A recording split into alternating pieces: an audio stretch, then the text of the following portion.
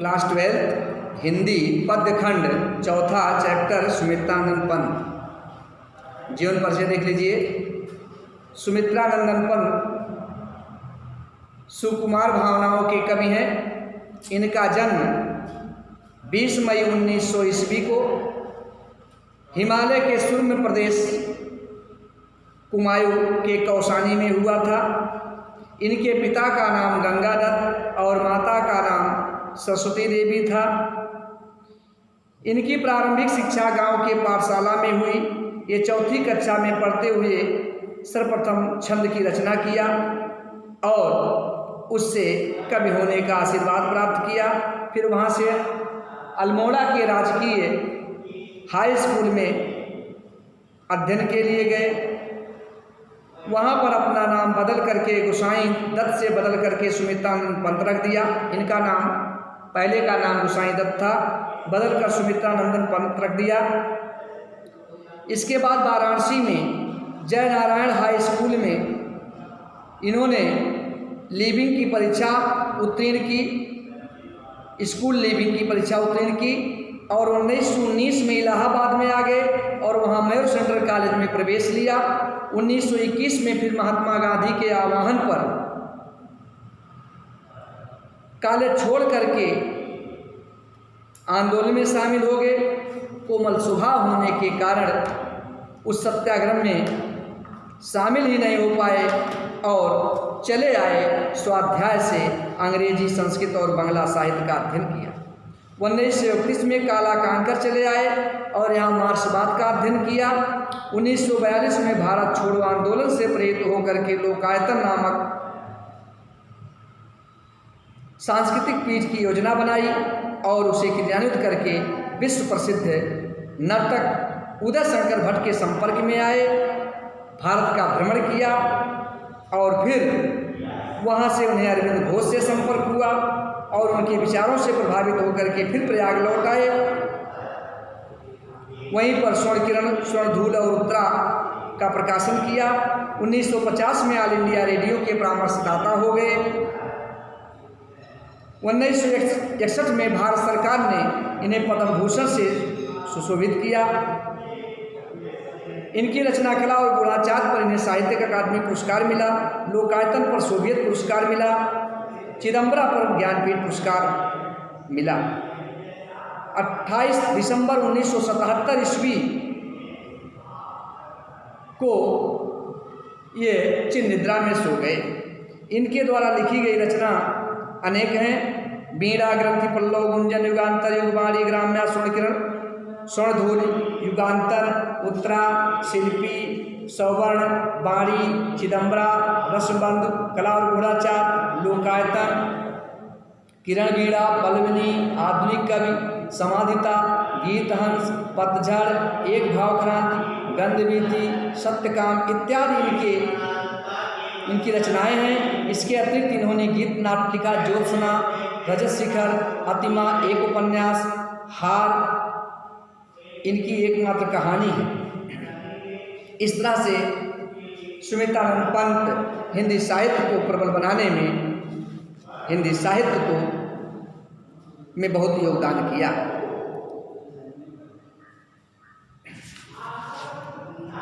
इनकी गुंजन से कुछ पंक्तियां नौका विहार शीर्षक से संग्रहित हैं जो आपको पढ़ना है। देखिए, संस्कृतनिष्ठ भाषा में, खड़ी बोली संस्कृत भाषा में लिखी गई ये पंक्तियां हैं। शांति स्निग्ध ज्योत्सना उज्ज्वल, अपलक अनंत नीरो भूतल, सैकत शैया पर दुग्ध धवल, तलवंगी गंगा ग्रीष्म विरल, लेटी है शांत क्लांत निश्चल, तापस बाला गंगा निर्मल, शशि मुख से दीप्त मृदु करतल, लहरें उन पर कोमल कुंतल, गोरे अंगों पर सियर सियर लहराता तार तरल सुंदर, चंचल अंचल सा नीलांबर, साड़ी की सिकुड़न सी जिस पर ससकी रेशमी विवाह से भर, सिमटी है वर्तुल मृदुलहर। नौका विहार ये अपने साथियों के साथ गंगा जी में नौका विहार करते हैं। नौका विहार के समय जब नाव में सवार होकर के गंगा जी में विचरण करते हैं, उस समय का गंगा जी के दृश्य का इन्होंने वर्णन किया है। शांत, गंगा जी कहती हैं शांत, स्निग्ध, चमकदार, ज्योत्सना प्रकाश से युक्त, उज्ज्वल और श्वेत। गंगा जी शांत, चिकनी, ज्योत्सना प्रकाश से युक्त और उज्ज्वल हैं।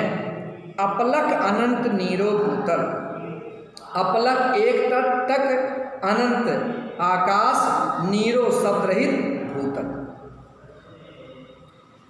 आकाश अपलक दिखाई दे रहा है और धरती शब्द रहित है। रात का समय है, गंगा जी शांत हैं, चिकनी हैं, प्रकाश से युक्त हैं, उज्ज्वल हैं। आकाश गंगा जी में स्पष्ट दिखाई दे रहा है और धरती स्वर रहित सुनसान है। सैकत शैया पर दुग्ध धवल, सैकत माने बालू, शैया माने सेज पर, दुग्ध माने सफ़ेद, दुग्ध माने दूध के, श्वेधवल माने सफ़ेद, दूध के समान सफ़ेद। गंगा जी के किनारे बालू का सेज बिल्कुल दूध के समान धवल है। तलवंगी गंगा, गंगा तलवंगी है, दुबली पतली है। ग्रीष्म मिलन, गर्मी के कारण गंगा जी बिल्कुल दुबली पतली हो गई हैं। लेटी हैं श्रांत, वो इस तरह से उस बालू के सेज पर लेटी हुई दिखाई दे रही हैं जैसे श्रांत थकी हुई हूँ, जैसे थक करके व्यक्ति सेज पर लेट जाता है। क्लांत, दुखी हैं, निश्चल और निश्चिंत, परिश्रम से थकी हुई, दुखी, निश्चल भाव से गंगा जी बालू के सेज पर लेटी हुई आराम कर रही हैं। कैसे दिखाई दे रही हैं? तापस बाला, गंगा निर्मल, गंगा निर्मल, वह स्वच्छ गंगा एक तपस्वी बाला की भांति, तपस्विनी की भांति दिखाई दे रही हैं, क्योंकि तपस्विनी का लिबास सफ़ेद कलर का होता है। सचमुख से दीप्त उनका मुख चंद्रमा के मुख की तरह प्रकाशमान है, मृदु करतल, और उनकी हथेलियाँ दोनों किनारे बिल्कुल कोमल हैं। लहरें उन पर कोमल कुंतल, और गंगा जी में जो लहरें उठ रही हैं उनकी वो लहरें कैसे दिखाई? कोमल कुंतल, कुंतल माने बाल, कोमल बाल के समान, जैसे स्त्रियों के बाल बड़े बड़े लहराते हैं, उसी तरह से गंगा जी में उठ रही लहरें कोमल कोमल बाल की तरह दिखाई दे रही हैं। गोरे अंगों पर सिहर सिहर लहराता तार तरल सुंदर, और गंगा जी के उस गोरे शरीर पर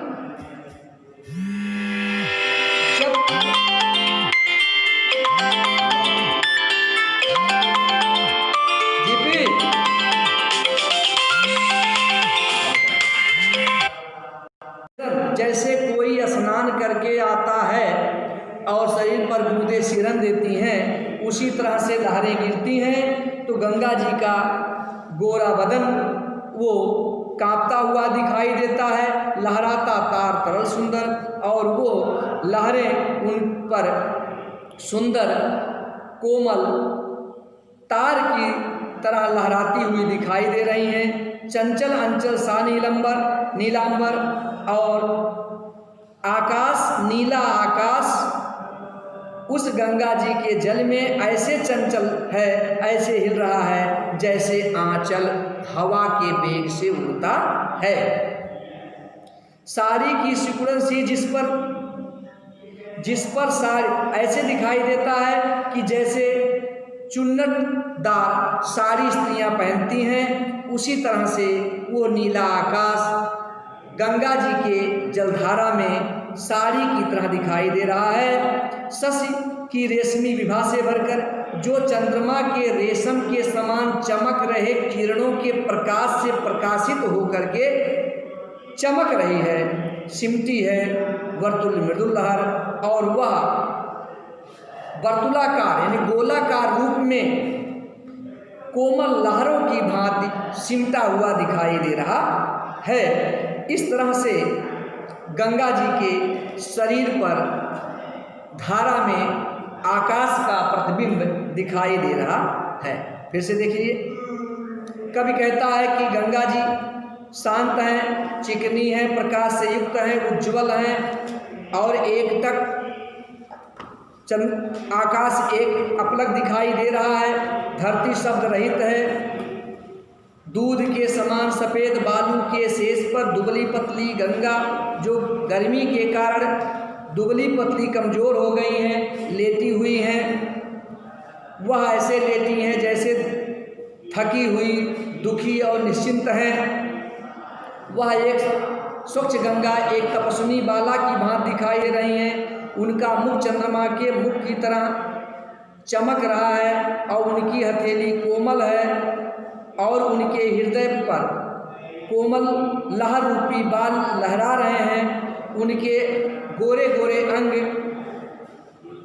कांप रहे हैं और लहरें उन पर सुंदर तार के समान हिल रही हैं और आसमान, नीला आसमान उनके आंचल की तरह उड़ रहा है। ऐसे लग रहा है कि जैसे नीला साड़ी, चुन्नटदार साड़ी पहन करके गंगा जी बैठी हुई हों और चंद्रमा की रेशम के समान सुंदर किरणें उस पर चमक रही हों और वह गोलाकार रूप में कोमल लहरें उन्हें समेट करके रखी हों। आधुनिक छंद है, खड़ी बोली, भाषा खड़ी बोली है, संस्कृत निष्ठ परिमार्जित भाषा है, अनुप्रास अलंकार है, मानवीकरण अलंकार है, सब शक्ति लक्षणा व्यंजना है, माधुर्य गुण है। धन्यवाद। बंद करिए भाई।